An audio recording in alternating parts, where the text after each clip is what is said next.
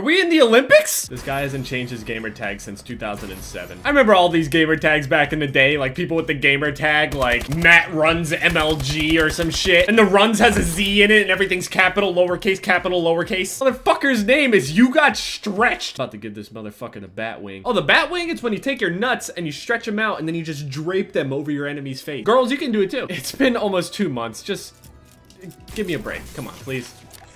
Please. Please? No?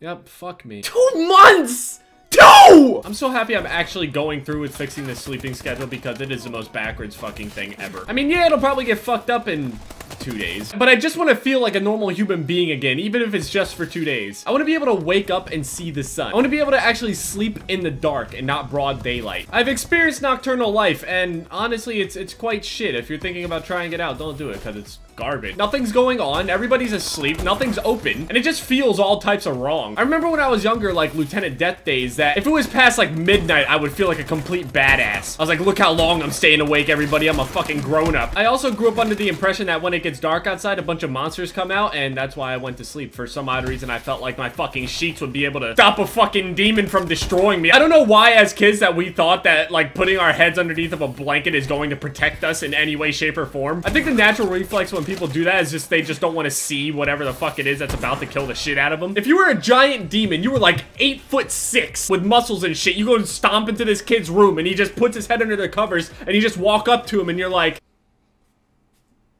oh, fuck. I had a lot of fucked up thoughts as a kid. Like, I actually thought that the Easter Bunny was in danger of, like, being shot. I watched a lot of Bugs Bunny, and they always made the hunter guy out to be, like, the really bad guy. And since they made him out to be the bad guy, and he was hunting Bugs Bunny, who was a fucking rabbit, just like the Easter Bunny, I sat there and I didn't even want to fucking celebrate Easter because I was like, well, what if the fucking Easter Bunny just comes out of hiding, and then these hunters are just waiting outside of his nest to just shoot him in the fucking head when he comes out to give everybody fucking eggs. So I didn't even like Easter. I just didn't want the rabbit to get shot. I was also afraid that people thought that the Easter Bunny would be like an intruder in their home, and then as soon as like the Easter Bunny comes through the fucking door or however he gets in there, he gets blasted by a fucking pump shotgun, and then Easter's over. Easter's over for everyone. There's never gonna be Easter again. Once the Easter Bunny's dead, it's over. There's only one Easter Bunny. See, I wasn't really all that worried about Santa Claus or anything. I was like, he's fucking magical. Who gives a shit? If he has a bullet coming towards him, he can, I don't know, make it disappear or some shit. I don't know. That was just my logic. Easter Bunny, a magical rabbit that is just set on like giving people candy and setting out eggs and shit, is in complete danger. Santa Claus, a magical old man that invades everyone's home, he's completely fine. As a kid, I always wondered what the Tooth Fairy looked like. I always thought that she was like this beautiful woman. I actually kind of had a crush on her. It actually made me a little nervous. So like whenever I lost a tooth to put it under my pillow so I would get money in the morning, I always thought like, I don't know, if I woke up and tried to talk to her, she would think I was stupid and would never come back again to go and take any of my teeth.